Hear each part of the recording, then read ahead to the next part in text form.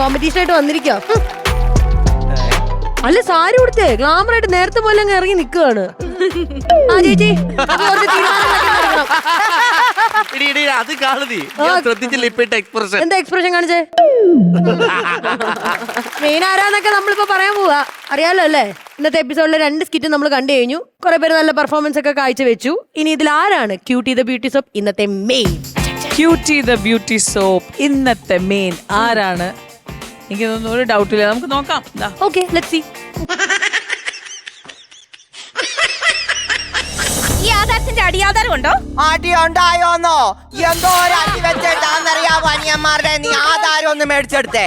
അതിലാണ് എളിയ അനിയൻ മണല് വഴിപാടി എന്റെ കണ്ണിലേക്ക് എറിഞ്ഞത്. ആ മണല് കോരിയിട്ട ഞാൻ ഇത് ശരിയാക്കി തരാം. പക്ഷെ തന്റെ അച്ഛനെ അടുത്തറിയാവുന്ന ആരെയും താ പോയി കൂട്ടിയിട്ട് വാ. എന്റെ പൊന്നു മേഡം, ഇതേ കാര്യം തന്നെയാ മേഡത്തിന് മുന്നേ ഇരുന്ന വില്ലേജ് ഓഫീസറും പറഞ്ഞത്. എന്നിട്ട് ഞാൻ എന്റെ അമ്മയെ കൂട്ടിക്കൊണ്ട് വന്നു. അന്നേരം ആ സാറ് പറയാ ഇത് അമ്മയാന്ന് തെളിയിക്കാനുള്ള സർട്ടിഫിക്കറ്റുമായിട്ട് വരണം. ഞാൻ ആ സാറിന്റെ അമ്മയ്ക്കും വിളിച്ചു എന്റെ അമ്മ സർട്ടിഫിക്കറ്റ് കൊണ്ടാണോ ഇന്ന് ഇവിടെ താൻ വന്നിരിക്കുന്നത്? ആ സർട്ടിഫിക്കറ്റ് മേടിക്കാൻ വേണ്ടി ഞാൻ ജനിച്ച ആശുപത്രി ചെന്നപ്പോ ആ ആശുപത്രി പൊളിച്ചിരുന്ന സൂപ്പർ മാർക്കറ്റ് പണിതേക്കുവാ. അപ്പൊ സർട്ടിഫിക്കറ്റ് കിട്ടുവോ? ആ എന്നിട്ട് ഞാൻ അവിടുന്ന് ഒരു പാക്കറ്റ് പയറും മേടിച്ച് വീട്ടിൽ പോയി. എന്തുകൊണ്ട് താൻ ആ ഒരു പാക്കറ്റ് പയറ് മേടിച്ച സമയത്ത് തന്റെ പേരെടുത്ത ഡോക്ടറെ കൂട്ടിക്കൊണ്ട് വെച്ചത് ഞാനല്ല, എന്റെ അമ്മയാ.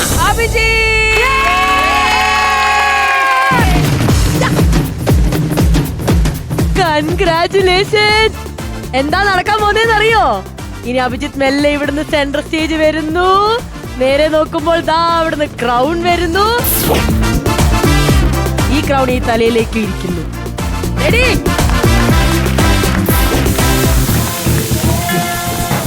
അടുത്ത് നിന്നോ.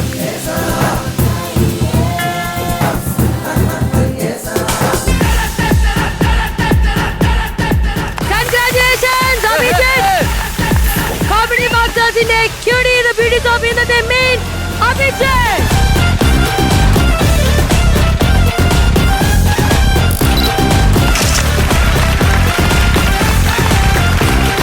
ഈ സന്തോഷം കഴിഞ്ഞിട്ടില്ല, ഒരു സന്തോഷം കൂടി ഉണ്ട്. ക്യൂട്ടി ദ ബ്യൂട്ടി സോപ്പ് നൽകുന്ന ഗിഫ്റ്റ് ഹാമ്പറും കൂടെ അഭിജിത്തിന് നൽകാം.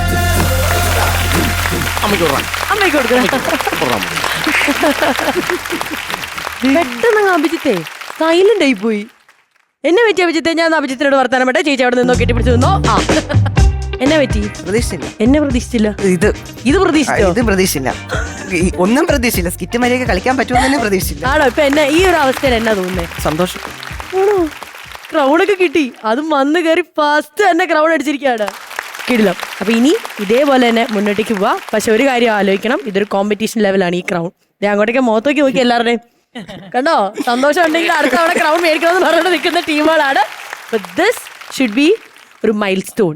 ഓക്കെ, ഇനി അങ്ങോട്ടേക്ക് കിടിലമായിട്ട് മുന്നോട്ടേക്ക് വരാം. അമ്മേ, ഇത് അമ്മയ്ക്കും കൂടെ ഉള്ളതാണ്. ഓക്കെ, ഹാപ്പി ആയില്ലേ? അപ്പൊ ഈ ക്രൗൺ ഇങ്ങനെ എപ്പോഴും നിലനിൽക്കണം. അതിന് എപ്പോഴും നല്ല അടിപൊളിയായിട്ട് പെർഫോം ചെയ്യണം. ഓരോ ടീംസിന്റെ കൂടെ പെർഫോം ചെയ്യുമ്പോൾ ഓർക്കണം, ഞാനായിരിക്കണം കിങ് എന്നുള്ളത്, ഞാനായിരിക്കണം ബെസ്റ്റ് എന്നുള്ളത്. ഓക്കെ, അമ്മേനെയും കൂട്ടിക്കോണേ. അടുത്താണ് അച്ഛനും ഉണ്ടാവണേ. പിന്നെ ഇതൊരു ഫാമിലി പ്രോജക്റ്റ് ആയിട്ട് മുന്നോട്ടേക്ക് കൊണ്ടുവരണം. ഗൈസ്, നിങ്ങൾ ഇങ്ങനെ നിന്നാ പോരാ, അതിശക്തമായിട്ട് മുന്നോട്ടേക്ക് വരും. ഉറപ്പല്ലേ?